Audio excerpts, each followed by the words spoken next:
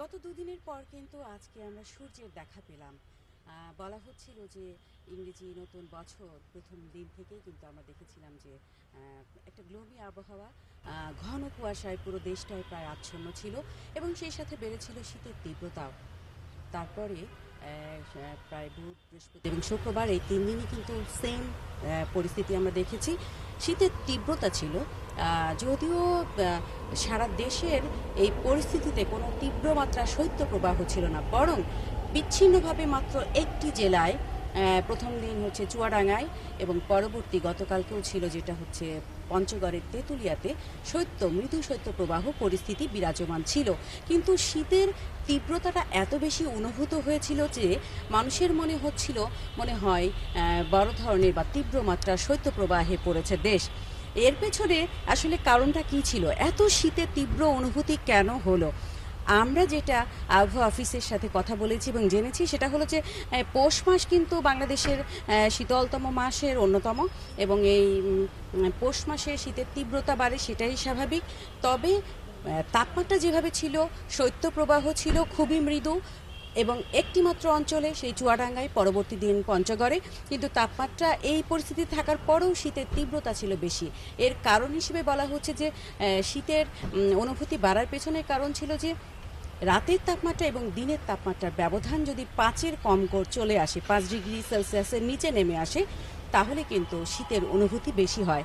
একই সাথে আমরা যেটা জেনেছি যে কনকনে তীব্র শীতের একটা উত্তরে বাতাস প্রবাহমান ছিল, সেটার কারণে শীতের অনুভূতি বেড়েছিল। একইভাবে বাতাসে জলীয় অংশও কম ছিল, সেটাও কিন্তু শীতের তীব্রতা অনুভবে বেশ মানে সহায়ক ছিল। এখন আজকের পরিস্থিতির পর কিন্তু আগামী 7-8 তারিখের পর থেকে টেম্পারেচার, মানে দিনের তাপমাত্রা এবং রাতের তাপমাত্রার ব্যবধান যেটা ছিল 5-এর কম, সেটা কিন্তু একটু বাড়বে। তার মানে শীতের অনুভূতি সেই রকমভাবে তীব্র হবে না, বরং দিনের তাপমাত্রা বাড়বে। আজকে যদি আমি বলি যে আজকে বাংলাদেশের সবচেয়ে সর্বনিম্ন তাপমাত্রা রেকর্ড করা হয়েছে পঞ্চগড়ের তেঁতুলিয়াতে 9.8 ডিগ্রি সেলসিয়াস। তার মানে সেই অঞ্চলটিতে মৃদু শৈত্যপ্রবাহ বইছে। আপনারা জানেন যে 10-এর নিচে টেম্পারেচার থাকলে সেটা হলো মৃদু শৈত্যপ্রবাহ। এবং ঢাকায় আজকে তাপমাত্রা হচ্ছে 13 ডিগ্রি সেলসিয়াস। তার মানে ঢাকাতেও কোনো শৈত্যপ্রবাহ পরিস্থিতি নেই। আগামী 7 তারিখ এবং 8 তারিখে দেশের উত্তর পূর্বাঞ্চল, বিশেষ করে সিলেট এবং ময়মনসিংহ অঞ্চলে কিন্তু বিক্ষিপ্তভাবে খুবই সামান্য ইলশে গুঁড়ি বৃষ্টির একটা পূর্বাভাস রয়েছে। এই বৃষ্টির পরেই কিন্তু টেম্পারেচারটা আবার কমে সেই মৃদু শৈত্যপ্রবাহ শুরু হবে, এবং এই শৈত্যপ্রবাহটা শুরু হবে আপনার রাজশাহী, রংপুর, কুড়িগ্রাম, যশোর, খুলনা, সিলেটের সেই অঞ্চলগুলো দিয়ে, এবং সেটা ক্রমেই বিস্তার লাভ করে কিন্তু ঢাকার মধ্যবর্তী অংশ ঢাকা পর্যন্ত আসতে পারে। তবে এই সময় কিন্তু মৃদু শৈত্যপ্রবাহর কারণে তাপমাত্রা থাকবে 8 থেকে 10 ডিগ্রি সেলসিয়াসের মধ্যে, এবং এই পরিস্থিতি আবহাওয়াবিদরা বলছেন যে 2 থেকে 3 দিন স্থায়ী হতে পারে। এরপরে কিন্তু সেই তাপমাত্রাটা খানিকটা আরেকটু কমে 6 থেকে 8 ডিগ্রি সেলসিয়াসও হতে পারে, এরকম পূর্বাভাসও কিন্তু আবহাওয়া অফিস দিয়েছে। এবং তখন বলা হচ্ছে মূলত যশোর, চুয়াডাঙ্গা, রংপুর, পঞ্চগড়, তেঁতুলিয়া এই অঞ্চলগুলিতে টেম্পারেচার কমে 6 থেকে 8 ডিগ্রির মতো টেম্পারেচারে নেমে আসতে পারে। তখন কিন্তু স্বভাবতই শীতের অনুভূতি হবে বেশি। আর এর মধ্যে জানিয়ে রাখি যে 7 এবং 8 তারিখে সিলেট এবং ময়মনসিংহ অঞ্চলে যে বৃষ্টিটা হবে, সেই বৃষ্টির পরেই কিন্তু এই শীতের তীব্রতাটা বাড়বে। সুতরাং আগামী 2-3 দিন, আজকে 4 তারিখ, 5, 6, 7, এই 3-4 দিন কিন্তু দিনের তাপমাত্রা বেশ বাড়বে এবং সূর্যের দেখা মিলবে। আর ঘন কুয়াশা ভেদ করে যেহেতু সূর্য উঠেছে, সুতরাং দিনের তাপমাত্রাটা বেশি থাকবে। অপেক্ষাকৃতভাবে শীত অনুভূত হবে কম।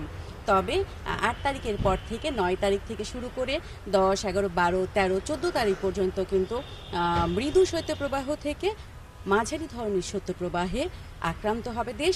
তখন কিন্তু পুনরায় দিনের এবং রাতের তাপমাত্রা যদি ব্যবধান যদি আরও কমে যায়, 5-এর নিচে নেমে আসে, তখন কিন্তু শীতের অনুভূতি বেশি হবে, যেটাকে বলে হাড় কাঁপানো শীত।